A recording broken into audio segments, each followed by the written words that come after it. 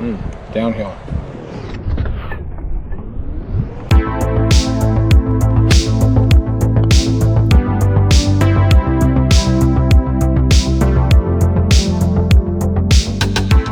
When was your first deal? My first deal was, when was it? My first fix and flip was like 10 years ago. My first wholesale deal was roughly 5 years ago. And my first Subto deal was shortly thereafter. Who's that guy? That's Cody Barton. He's my business partner. I tell everybody that I'm the face of the operation. He's the backbone. He keeps all the shit together. What up? And he's amazing. Now, one thing about Cody that's really interesting is that the number one thing that gets him excited about life in general is making a putt over 15 feet. The guy loses his freaking mind if he makes a putt over 15 feet. It's amazing. 500 on the first tee. Yo, Bobby, let me see that for a second. Who are you, bro? My name's Bobby Cannone. I'm a videographer based out of Phoenix, Arizona. So what are your top three nicknames? Bobby Two Hands, Bobster Lobster, and the best you ever had. What's your proudest accomplishment in the 10 years of doing deals so far? What are you most proud of? Honestly, the thing that like drives me the most, that I'm like, I need more of that, is when somebody's like, you changed my life, I got my first deal because of you. Like I get 2 or 3 of these a day. Hey, I know you don't know me, I saw you on YouTube. The thing that you told me to do here pushed this deal forward and I made 20 grand. Hell yeah. Those are the kind of things that I'm like, I think the fact that you can go from not doing any deals to getting somebody else to do a lot of deals and being able to like broadcast knowledge to help a lot of other people, I think that's my favorite thing. Would you rather do wholesale for the rest of your life or Subto for the rest of your life? I would prefer to use Subto for multiple reasons. One, it has way more options, including, this is number 2, wholesaling subject to. He's a cheater. You found a loophole, man. No! What's the most amount of money you've ever made on a deal? The most amount of money I ever made on a deal, non-creative finance, because creative finance is crazy. You can take, like Cody and I are making money on a deal right now that over the life of the deal, we'll probably make $200,000 on that one deal. But I have other deals that I'll probably make $300,000 or $400,000 on over the life of the deal because I'm the lender and I'm making interest along the way. So that's long term. That's long term. So what about largest sum? Largest sum, like on a wholesale transaction, largest sum I've ever done, it was $120,000. It was a lady who, and actually, Cody and I have one right now that we'll probably, could we wholesale that deal in Mesa for 100K, you think? Probably. Yeah, so we got a deal right now in Mesa that we could wholesale for 100 grand, but so this is what's crazy. We're actually electing not to make 100 grand on it, and we're gonna keep the property for ourselves. That's when you know that's long term. That's when you know you've gotten to a point where you're not desperate for deals anymore, where you could make 100 grand today money, but you would rather not make any money up front and make $300,000 or $400,000 over the long term. That's like what I'm trying to get people out of that mindset of like wholesale, wholesale, wholesale, wholesale, wholesale, wholesale, and they're just paying their bills and buying Gucci watches. And does Gucci make watches? Because that tells Gucci. you. Yeah. Scoochie. Gucci. All right, hold for a question for Pace. If you had to only choose one, teach or practice real estate for the rest of your life? Practice. Wait, all day. Only reason you should have the ability to teach real estate is if you are practicing. There's people that I've learned from, and then you get into questions they can't answer, and you realize it's because they haven't bought a deal in 10 years. So all day long, practice. I tell people all the time, I'm not an educator, I'm a practitioner. That's a good answer. Now let's see a good swing. How many hours per week would you say you're working? Oh, honestly, that's scary to answer, to be honest. My schedule is like 3 to 6 in the morning. I'm working from 6 to 8. Typically, I'm doing family stuff or like intermittently working, answering and doing family stuff. And then from like 8 to maybe 9, I'm working. So probably get 15 hours a day. Like 7 days a week? 6 days a week. And then Sunday I take like probably half the day. I'll wake up early still, I'll do a couple hours. But most of the time on Sunday, it's me, the wife, the kids. We're going and visiting properties. Maybe we're tinkering around on stuff, whatever, but it's all day, every day. So it's like, you have fun doing it. You don't ever want to stop.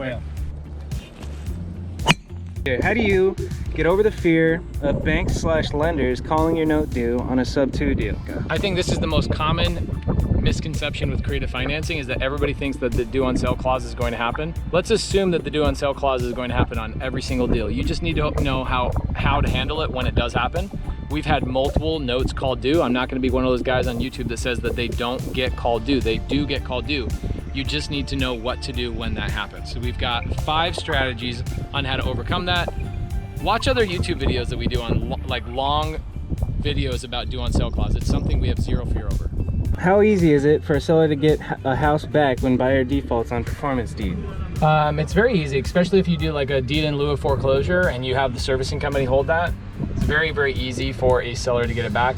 Now, is it like you snap your fingers and it's done? No, but it's a lot easier than making the seller go through the full foreclosure process to get the new buyer out of the property. A deed in lieu of foreclosure allows you to get the deed back and then basically call the sheriff and get their ass out of the house.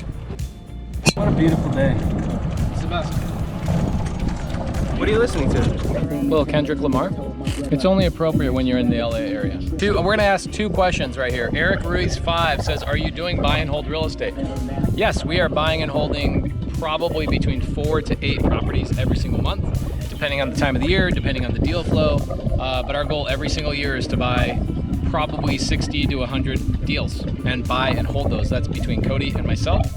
And then the other question is Pace gonna win some money? It looks like I might lose money today, the way things are going. I'm playing really well. Surprisingly, I'm playing very well. Zach is just playing exceptionally well. Oh, pull. If you had to pick one thing that keeps you motivated the most, what would it be? Fear of not accomplishing everything I think I can. That's my fear. I'm driven by fear, not by motivation. Fear is a powerful motivator, man. Would you say you're a healthy eater? For the most part, yeah. How did you propose to your wife?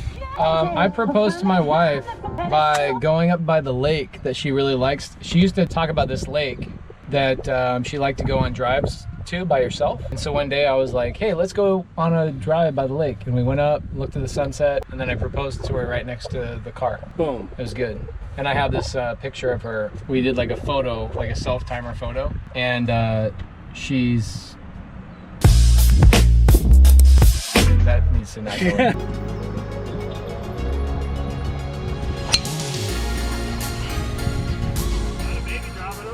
Oh, money. If you had to start all over from square one, where would you start? What market would you start in? I honestly would start anywhere in Florida except for Miami, followed up by Atlanta. Both those markets are really, really good markets. A lot of good buyers, so a lot of places to sell your deals. The sellers are not completely overran. Like Phoenix market is just like ultra competitive. So we're in Phoenix, we do a lot of deals in Phoenix, but the difference between calling sellers in Orlando versus calling in Phoenix, it's night and day.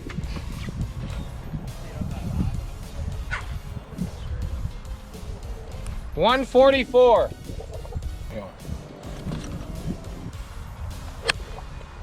Wow.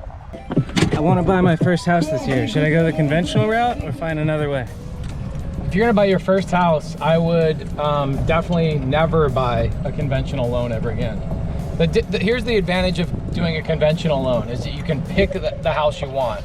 Versus sub 2, you kind of have to wait for an opportunity and you can't be picky. You know what I'm saying? Like they pop up where they pop up. Conventional route is way easier to get exactly what you want. But if you're patient, you can get a sub 2 house in just about every neighborhood. You just got to be patient. So for me, in 6 months, you think one would pop up in the area I'm thinking? Bro, Cody and I buy 4 to 8 of them a month. They're all over the place. Okay. How do you like your Facebook group? Oh, it's the best. How active is it? I would say it's the most active group on Facebook. Like in terms of real estate, people are getting helped, people are helping each other. You can go there and get help. I probably have 300 videos that I've done this year alone. It's where the 16-hour live is. It's where my 25-hour live, like all that stuff is hosted in that Facebook group. How much time per day are you on that thing? Probably 2 or 3 hours. Like early in the morning, going through, helping people, answering questions, introducing people to other people in other markets, doing everything I possibly can to just help people like break through whatever they need. What's it called? Creative Financing with Pace Morby. And friends. What's your biggest fear?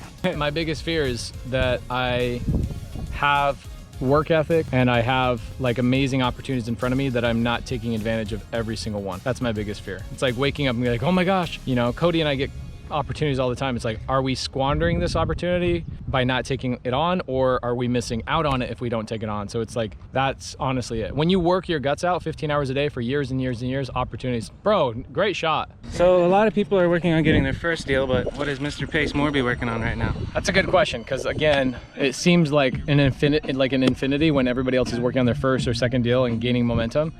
When you have a lot of momentum like we do in all of our businesses, the toughest part is making sure that people are being managed properly, and then we're elevating all of them to a high degree as well. So finding good people, coaching them into really good high-level positions where they're happy is a lot more work than you can ever imagine. And you don't think like in a real estate business, that's gonna be the hardest part. The hardest part really is after you get momentum, putting the right people in the right places and then putting systems in place to make sure that they accelerate.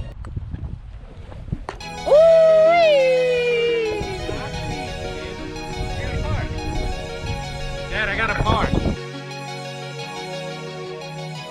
What are your goals before you hit 2021? Cody and I just set a goal to buy 2 sub-2s or seller finances a week in Phoenix. So we just bought a bunch of properties with another partnership. A couple other guys, we got a bunch of money together, bought houses together. We knew it was a temporary situation where we just said, hey, we're gonna buy 50 houses together and then end the partnership and then we'll go on our merry way. So Cody and I are now done with that. We bought the houses and now we're back to buying houses just between him and I. So our goal is 2 houses a week for the rest of the year. So the other goal is to do 1 flip a week. Right now we're doing like 1 flip every week and a half. Because most people are like, I want to buy 1 rental every quarter. We're like, how do we buy 25 a quarter? There's that. And then also the big goal is my wife and I to hit 30 of the 50 states before the end of the year. Before next summer, we're gonna hit the other 20, including Alaska. J Klein 904 says, do you send mailers? How's the ROI, return on investment, compared to cold calling or knocking? So I sent mailers for a little over 2 years. Our average monthly spend was $20,000. Our cost per contract was $6,000 per contract. So I would have to send out 6,000 mailers or $6,000 worth of mailers to get 1 contract, okay? And we have a really good close ratio, so take that for what it's worth. With cold calling, you're about $1,200 per contract, so the ROI is absolutely amazing. With door knocking, you're probably $500 a contract in terms of gas and time spent and whatever else. Door knocking absolutely is the highest ROI, easiest to get leads and deals. It's just people don't want to do it. Pace, I want to thank you ahead of time. I appreciate the time you've taken to help people across the board and change their lives. I've just come across your videos. I'm unsure you're still doing ride-alongs due to COVID. However, is there any way I'd like to pick your brain? I live in upstate New York. I'd fly wherever to get a better grip on how to scale what I'm doing and insight. My answer to that is that I don't do ride-alongs any longer unless you are a sub-2 student or an AstroFlip student. And I am currently in California right now doing ride-alongs. We did a ride-along 3 or 4 hours ago. We went to a buy appointment, hung out, underwrote deals with one of our students, Trisha Watts. Amazing. So I am doing ride-alongs, but I'm specifically only doing it in smaller groups because of COVID. And one of the best filters to keep it to a smaller group is one-on-one students that we've been hanging out with. Do you like high budget deals or lower number deals? In terms of fix and flips, we like all of our deals to be less than $350,000 exit. So we put it on the market for $350,000, which means we got to buy it probably around $200,000 to $250,000 to make the money that we want to make. A perfect deal is a deal we just bought the other day. Bought it for $100,000. We'll probably put 30 grand into it and we'll sell it for $250,000. They sell fast. Do you have any bits of wisdom that can stem from a round of golf that can apply to life? Oh my gosh, everything in golf. Probably the most important thing you can learn from golf and life is that you can have the best couple of holes and then all of a sudden everything falls apart. And The name of the game with golf is you just got to muscle through it, keep your mental game strong, and then 2-3, case in point, you. Like when we first started out, you were having a tough time. Then all of a sudden, boom, boom, boom, boom, and then you're just piping drives like crazy. So it's just sticking with it is like probably the best thing that you can do. Patience and not expecting you to do something that isn't possible.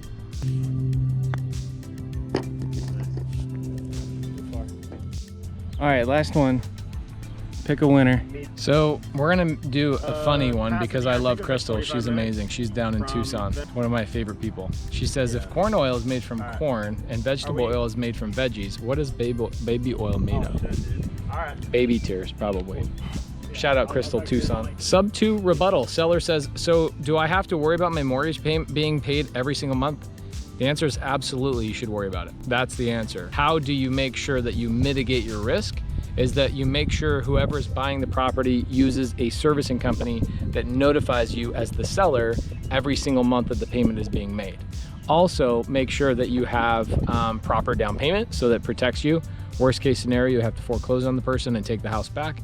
You have some money as protection and also something to compensate you for your time, headache, and potential renovation. So I always tell that to a seller, and then we still get them for, you went to an appointment with me and you went to an appointment with me where we got like $2,500 down where the lady asked for 20 grand. And I was very honest with her. I said, yes, you should worry about that. Yes, you should worry about that. Here's what you should get.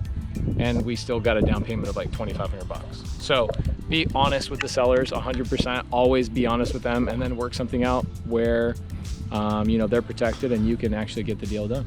Hey guys, this is the first time we've done this. Bobby's idea, I think this was a lot of fun. Just 2 minutes here, 2 minutes there type of thing. If you guys liked it, maybe we'll do more, but you gotta like and you have to subscribe. And I'll know if you did or not. So please like and subscribe the video. We'll do more of these in the future. If you have questions, put them in the comments. Yes. For the next Put them in the episode. comments.